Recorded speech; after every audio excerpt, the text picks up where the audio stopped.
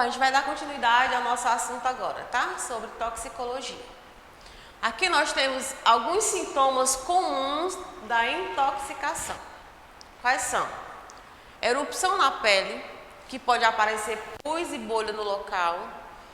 Febre acima de 37 graus, 37,7 graus. Inchaço na garganta, geralmente é o fechamento da glote, a pessoa não consegue respirar. Língua ou lábios e dificuldade de engolir. Fraqueza, dificuldade de respirar, tontura e lábios azuis. Esses são os sinais de intoxicação. Se por algum acaso você vê uma pessoa nessa situação, ela pode sim ter sido intoxicada. E aí o que a gente faz? Quando o trabalhador sofre uma intoxicação, informar ao Centro de Controle de Intoxicações, que são vinculados ao Sistema Nacional de Informações, que é o SIM, toxicofarmacológicos, e estar atento para que seja emitida a comunicação de acidente do trabalho. Mas além de você comunicar, a primeira coisa que você deve fazer é levar essa pessoa ao pronto-socorro. Mecanismos dos efeitos toxicológicos.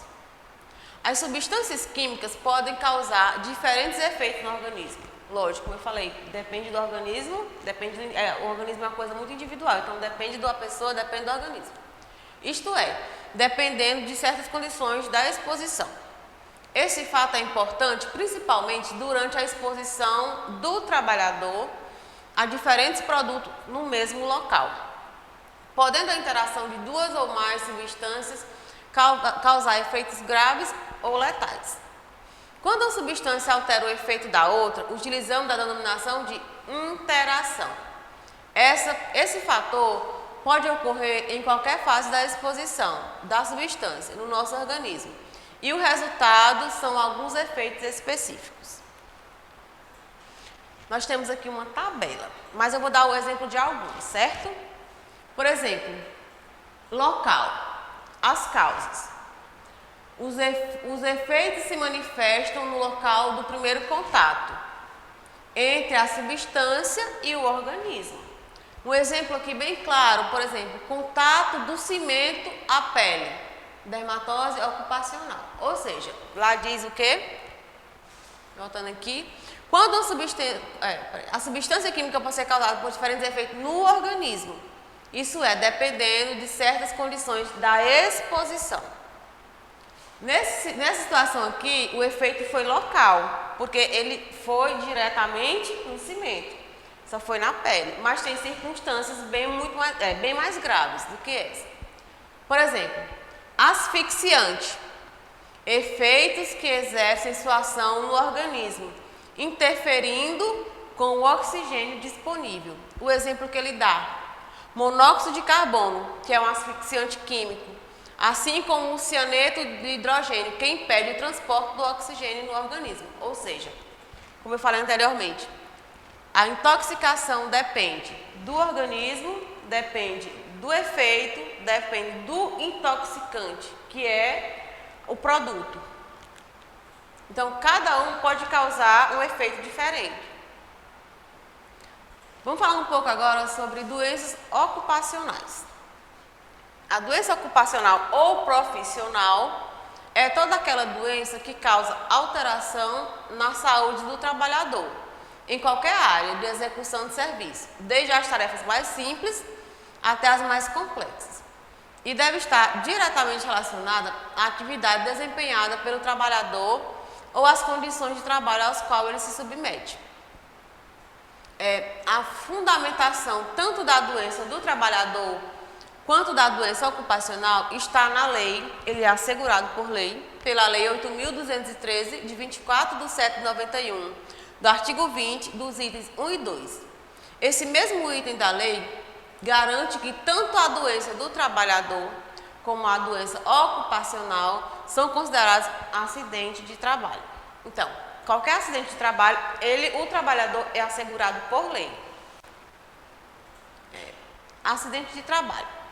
Em si, é um evento danoso esporádico, ou seja, pode acontecer em qualquer situação, que tende a provocar lesão corporal ou perturbação funcional, perda ou redução da capacidade para o trabalho ou morte da vítima, sendo em algumas vezes previsível e evitável, podendo ocorrer devido ao descuido por parte do indivíduo por deixar de cumprir as normas de segurança e higiene do trabalho e também pela empresa, que se não estiver com uma estrutura de prevenção de acidentes.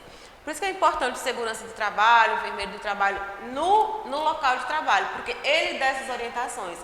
Mas também é importante que você, como trabalhador, você tenha que seguir as regras e a empresa tenha que dar o suporte ao trabalhador.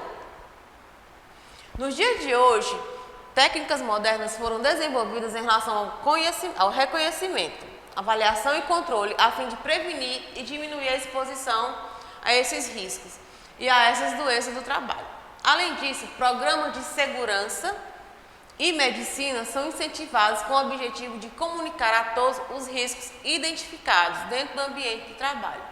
Essa comunicação segue os padrões de cores que representam os grupos de riscos identificados. Aqui nós temos, não vou colocar as cores, mas eu coloquei os logotipos. Por exemplo, nós temos riscos químicos, que é representado pela cor vermelha, os riscos físicos, que são representados pela cor verde, os biológicos, que são representados pela cor marrom, o ergonômico é representado pela cor amarela e o de acidente de trabalho são representados pela cor azul. Aí eu coloquei aqui tipos de risco ocupacionais, que é o físico, químico, biológico, o mecânico e o ergonômico. Dentro de um local de trabalho, o trabalhador, se ele não seguir as regras e se a empresa não der o suporte ao trabalhador, ele está correndo o risco de acontecer qualquer acidente com esses representantes aqui, que é o físico, bioquímico, biológico, ergonômico e os acidentes de trabalho, que são mais comuns. Doenças causadas por riscos físicos. Coloquei só algumas.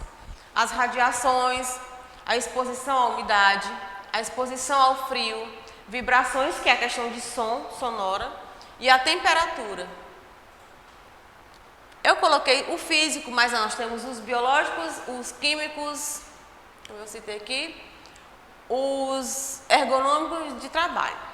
A gente vai aprofundar um pouco mais na aula presencial. E aqui vamos falar só um pouquinho sobre os programas de saúde, de promoção de saúde. Os programas de promoção de saúde são atividades previstas no Programa de Controle Médico da Saúde Ocupacional, que é definido pela norma regulamentadora 7, NR7. O enfermeiro do trabalho, ele atua ativamente no planejamento, elaboração, execução e avaliação. O planejamento ocorre com base nos dados coletados pela equipe de segurança e saúde do trabalhador. E a elaboração deve contemplar as exigências legais e as medidas adotadas devido à filosofia da empresa. A execução envolve ações de saúde e segurança do trabalho, como exames, treinamentos e controle, e uso de equipamentos de proteção e avaliação. Fortalece o programa fornecendo informações que permitem aprimorar e aperfeiçoar as práticas de saúde e segurança do trabalho.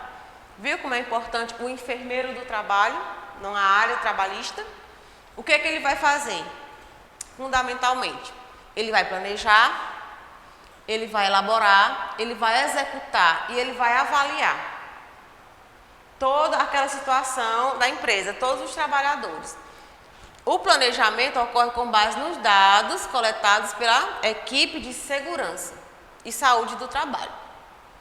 E a elaboração deve contemplar as exigências legais, medidas e adotadas devido à filosofia da empresa. Então, tem que ser uma obra, um trabalho em conjunto com a empresa em que você está inserido. Aí nós temos aqui os sistemas de informação em saúde. São aqueles sistemas que a gente sempre insere as informações.